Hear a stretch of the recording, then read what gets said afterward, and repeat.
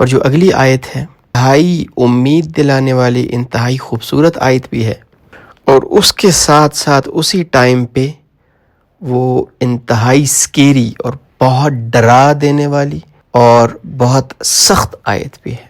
والذین اذا فعلوا فاحشة او ظلموا انفسهم ذکروا اللہ فاستغفروا لذنوبهم ومن يغفر الذنوب الا اللہ ولم يصروا على ما فعلوا وهم يعلمون۔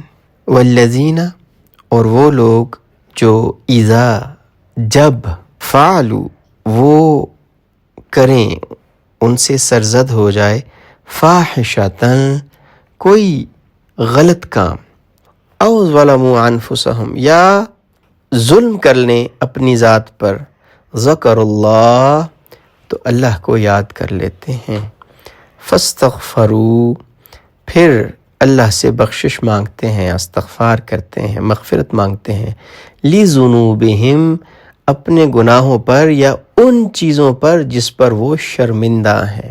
ومن، اور کون، یغفر الذنوب، کون بخشتا ہے گناہوں کو، الا اللہ، سوائے اللہ کے، ولم، اور نہیں، یصروا، وہ اصرار کرتے، اڑ جاتے، ما فعلوا، جو کچھ انہوں نے کیا، وہم، اور وہ، یعلمون، جانتے ہیں۔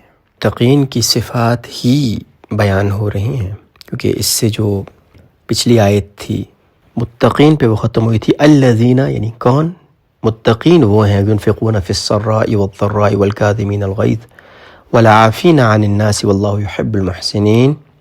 والذین، وہی کنٹینیوٹی چل رہی ہے، یعنی ایک اور صفت جو بتائی گئی متقین کی، کہ جب وہ کوئی حد سے گزرا ہوا کام کر لیتے ہیں، قول اعتبار سے، فعل اعتبار سے، یا اپنی جان پہ ظلم کر لیتے ہیں۔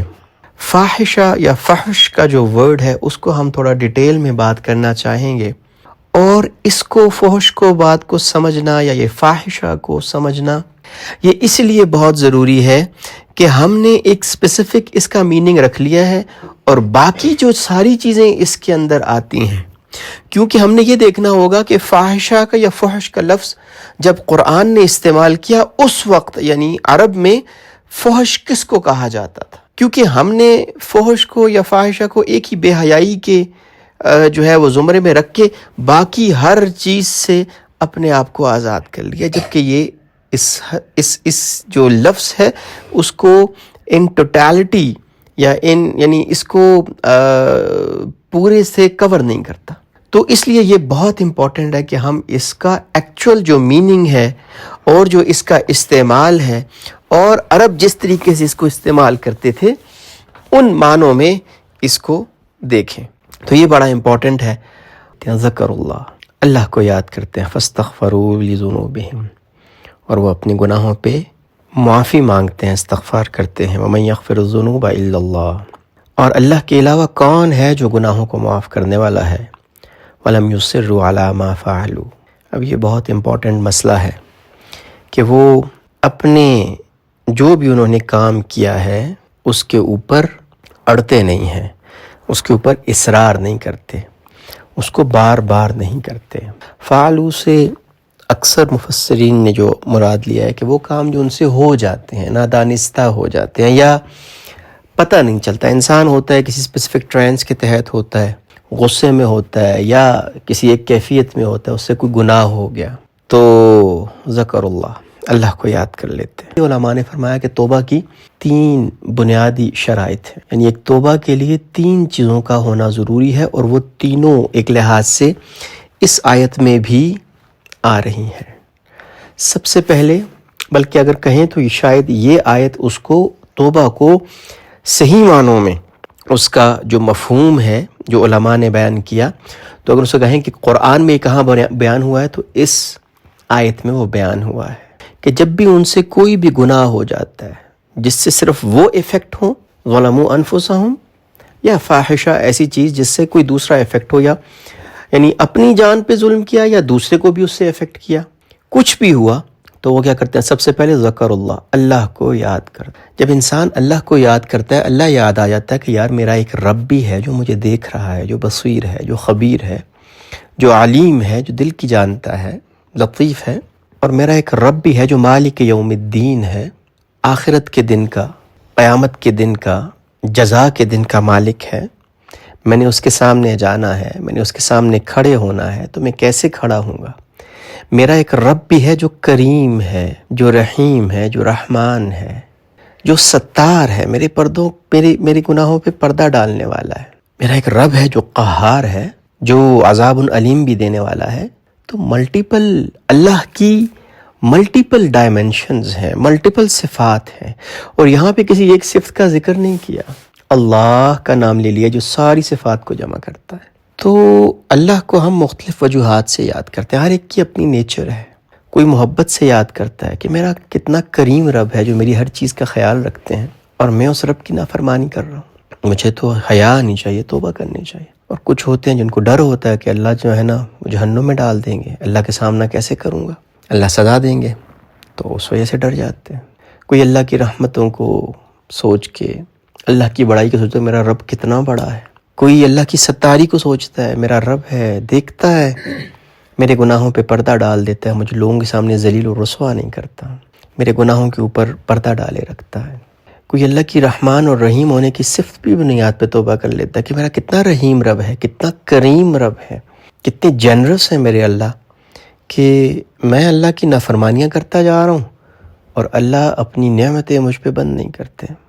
صحت دی ہوئی ہے، سانس لے سکتا ہوں، پانی ہے، کھانا ہے، ہر نعمت اللہ نے دے رکھی ہے، میں کیسے اپنے اس کریم رب کی نافرمانیاں کر رہا ہوں؟ اور پھر فاستغفروا، اور پھر استغفار کرتے ہیں لذنوبہم، اپنے گناہوں۔ اور ہمیں فرمایا 3 نشانیاں ہیں، ندامت کا ہونا، شرمندگی ہونا جو کچھ ہم نے کیا ہے، اللہ سے استغفار کرنا، اور آئندہ کبھی نہ کرنے کا عزم کرنا۔ یا اللہ غلطی ہوگی، جو ہوگی وہ ہوگی، آئندہ انشاءاللہ کبھی نہیں کروں گا۔ یہ توبہ کی 3 بنیادی شرائط ہیں۔ ذکر اللہ فاستغفروا لذنوبہم ولم یصروا علی ما فعلوا، اس پہ اصرار نہیں کرتے، اس پہ اڑ نہیں جاتے، بار بار نہیں کرتے۔ اور یہ جو وَمَن يَغْفِرُ الذُّنُوبَ إِلَّا اللَّهُ، یہ اللہ امید دلا رہے ہیں، یہ اللہ بتا رہے ہیں کہ اللہ کے علاوہ کون ہے جو تمہارے گناہوں کو معاف کرے گا۔ کئی مرتبہ انسان اس وجہ سے اللہ کے سامنے نہیں جاتا کہ یار میں اللہ کا سامنا کیسے کروں۔ تو کئی مرتبہ شیطان ہمیں اس طریقے سے جو ہے وہ کرتا ہے کہ تم توبہ کر رہے ہو، 900 چوہے کھا کے بلی حج کو چلی، تم توبہ کر رہے ہو، کس منہ سے اللہ سے توبہ کرو گے؟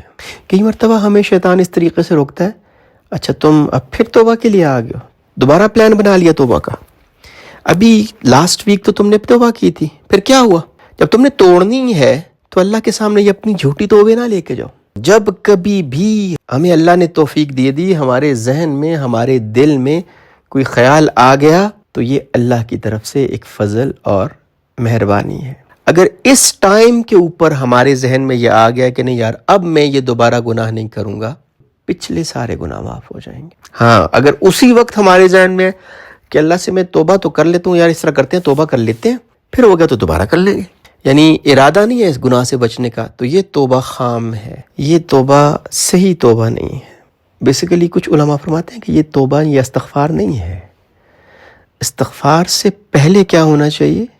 ذکر اللہ، اللہ کو یاد کرنا، اللہ کا استحضار ہونا، اللہ کا خیال ہونا، ذکر اللہ، یہ زیادہ امپورٹنٹ ہے۔ اور کچھ علماء نے یہ فرمایا کہ کچھ لوگ ہوتے ہیں جو صرف دل میں اللہ سے مانگ رہے ہوتے ہیں، ابھی انہیں استغفار کی نہیں ہوتی ہیں، تو اللہ ان کو کہہ رہے ہیں وَمَن يَغْفِرُ الذُّنُوبَ إِلَّا اللَّهُ، کون ہے جو اللہ کے علاوہ گناہوں کو معاف کرنے والا ہے؟ یہ ذکر اللہ کے خلاف ہے کہ میں اتنا گنہگار ہوں، میری کہاں مغفرت ہو سکتی ہے یار، میں نے تو اتنے بڑے بڑے گناہ کیے ہیں۔ اللہ جل شانہ نے یہ بات طے فرما دیا کہ اللہ کی رحمت اللہ کے غصے کے اوپر غالب ہے، اللہ کی رحمت، اللہ کی بخشش، اللہ کی دین، اللہ کا فضل ہمارے گناہوں سے بڑا، یہ یاد رکھ لیں۔